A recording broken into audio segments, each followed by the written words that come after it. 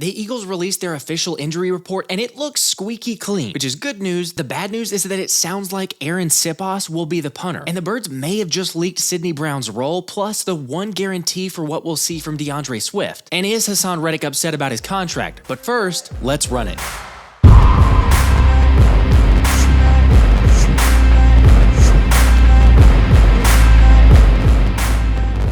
Alright, thankfully we can start with some really good news and that the Eagles have a clean bill of health. Unfortunately for New England, they can't say the same, as it was reported that Jack Jones, the projected starting corner out of New England, was downgraded to not practicing after being limited on Wednesday. And in case you're not familiar with JJ, he was a rookie last season who intercepted 2 passes, returned 1 for a touchdown, and added 1 forced fumble to go along with a fumble recovery, allowing a mere 64.8 passer rating when targeted last season. So definitely not good news for the team that's already reported to have lost their tackle, and apparently, depending on who you believe, Juju Smith-Schuster could have a knee that's about to explode. Of course, hopefully none of that happens, but thankfully the Birds are not dealing with any of that, with everyone being a full participant in today's practice, except for Josh Jobe, who left practice early Wednesday due to an illness, but seems to be pretty good and should be fine for Sunday. Also a great sign for rookie Nolan Smith, who had previously been dealing with a shoulder injury after he hurt it against the Browns in the preseason, yet when asked yesterday if he'll be playing, he said, "Do bears in the woods?" So yes, Superman's playing, and he's looking forward to getting put in the positions to do what he does best. We all not the same pass rush, and that's one thing I love about Coach Wash.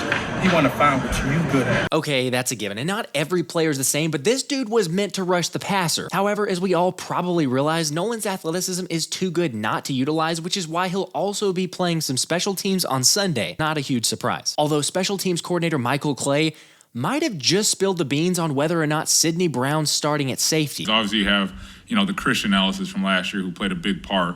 And Patrick Johnson's been here for a few years. But again, a lot of these young guys, I know there's a lot of excitement around Sidney Brown. He did some really good things in training camp. But there's a lot of people that we were able to throw in there and see what they can do. Obviously, you got these younger guys, the Keely Ringos, the Nolan Smith, kind of those freakish athletes that you want to see out there and perform at a high level. So I'm actually very excited to see who unveils himself to be those core guys. I don't know, man. Clay also went on to share about the vets starting on defense and on offense, so mentioning Sidney Brown and his athleticism kind of suggests he isn't going to start on Sunday. Obviously, it's great to get that type of a playmaker on the field however you can, but it's not unreasonable to think that Brown won't start since you don't really want to have your top guy increasing the chance of injury. I know I've said it several times, I do think that Brown will start eventually, just maybe not on Sunday, which feels like the wrong move. Except I guess you could argue with the season-ending injuries to cornerback Zach McPherson and linebacker Sean Bradley tearing his Achilles also, maybe this does make sense to bolster the special teams. What say you? Look, the unit's definitely depleted, but that wasn't helped with Clay confirming the worst fears that Arryn Siposs will be the day 1 starter, saying, "I think at this point there are only so many guys on the roster who can punt and punt return." This is the worst. I mean, seriously, we couldn't have signed one of them other dudes we've been working out? Nope, not according to Clay, because, seeing them in person is just different. It's always good to see guys in person. There's just different aspects that you see that you probably can't really see on the film. Obviously, you see, on the film the game-like situations, but there's also, different aspects. A guy may be coming from a different area where there's no wind.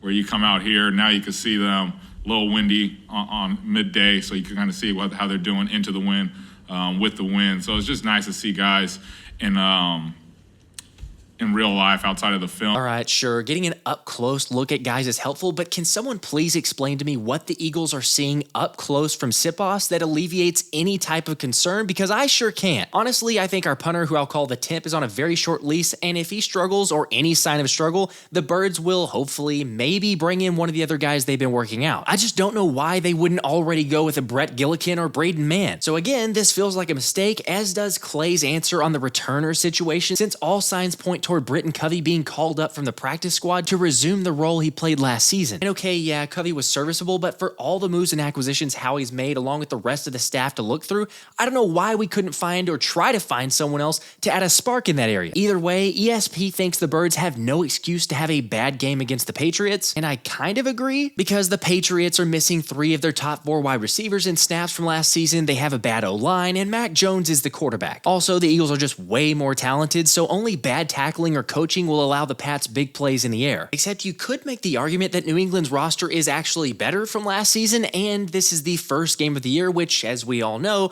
those can be really weird. Plus, given the lack of special teams confidence and the fighting Belichick seemingly always being solid in that area of the game, it won't be a walk in the park. And then, of course, you have the fact, like Fran Duffy points out, that Belichick loves to disguise things pre and post snap, constantly changing the picture for the quarterback and making him second guess what he sees, which could, of course, lead to some mistakes and costly turnovers in the passing game, so not to be taken lightly. Although I trust offensive coordinator Brian Johnson will be ready. And as Nick Sirianni reminded, we've got two major weapons to combat Belichick's scheme. Hey, Jason Kelce and Jalen Hurts, there's nobody else in this world I want to handle the unexpecteds other than you guys out there on the field. They're the two best doing it in the world, in my opinion. Nobody else I'd rather have handling the unexpecteds than Jason Kelce and Jalen Hurts, because a lot of times you as a coach can't handle it until after it happens, or you can prep them, but you can't handle it until after it happens on the sideline. So it's the players on the field that have to handle it the first time it happens. The football IQ on those two guys is off the charts, and they set the table of where we go, how the play's being blocked or the check or anything like that. So excited that they're there, because I know that you can expect unexpecteds when you've had success on offense. I'm totally on board for that, and it wouldn't surprise me at all if we see a drastically different looking offense. Okay, maybe not drastic, but it will be different because we've got Agent Zero in DeAndre Swift. And I think, like most of us realize, Hurts didn't exactly utilize dump-offs to running backs, or those plays just weren't really called as much. With the Eagles having the fewest catches, yards, and touchdowns, a big goose egg from running backs last season. In fact, Jalen's only thrown 2 career touchdown passes to running backs, but with Smith added to the mix, that's no doubt going to change. I mean, I think it's saying something when, as Josh Tolentino reported, DeAndre Swift was the only running back who joined the wide receivers for individual routes and drills, while the rest of the ball carriers were on the other side of the field taking handoffs from the QBs. Of course, it's not like we didn't see that already during training camp, but going into game week tells me it's a clear-cut sign. So I don't know, maybe take a little action on Swift to score, since after all, it's a Philly 500 special. I got it.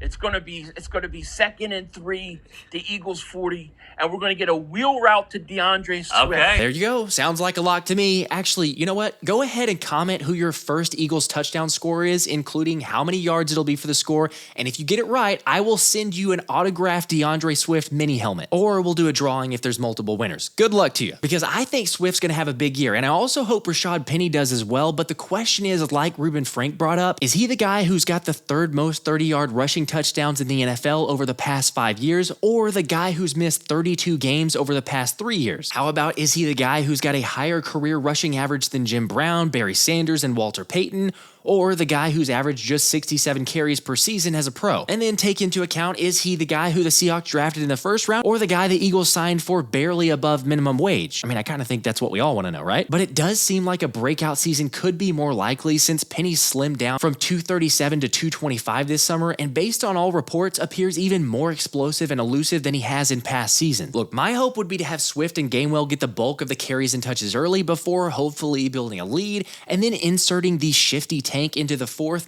and break the defense's will. Break someone's clavicle! Hit the field. Let's go. Okay, no, that's way too far. We don't wish injuries on anyone, and hopefully all the guys can stay healthy, especially Penny, who hasn't played more than 10 games in a season since his rookie year in 2018, saying his goal is just trying to play a full season, but this training staff does an amazing job in just prepping us to get ready for practice, just doing the little things on the side before practice, and getting ready, which that staff has also done a fantastic job with Philly sack leader from a season ago, Haason Reddick, who suffered the thumb injury that required surgery, but is all clear to play Sunday. Although with the recent massive $170 million contract signed by San Francisco's Nick Bosa, which made him the highest paid defensive player in the league on Wednesday, it didn't take long before media members brought up Reddick being underpaid, since if you recall, he was asked earlier during camp about his contract. Are you underpaid? Man, I ain't going to say her. I mean, like I said, y'all see it, y'all know what's going on. Like I said, I'm worried about being the best version of myself and letting everything else sort itself out. Truly. Look, it's pretty clear Howie is a wizard with a cap, nearly always being able to think ahead to get the best deal. But just like Micah Parsons, who was so very kind and thoughtful to say,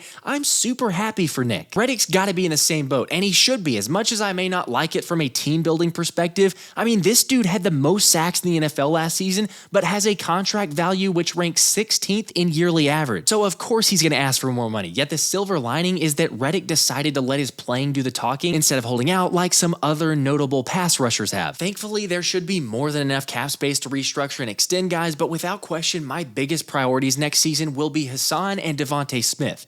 How are you guys feeling about the whole Reddick should be paid situation? It doesn't get any better than having football back, but I just want to remind people early on, like Jalen Hurts did, there may be a little rust, saying what I take away from camp is we're still a work in progress. We're still learning, we're still growing, and we're still evolving, which is a great thing. Not that we're going to lose the opener though, yet my fantasy football says differently. This has been the Philly Special.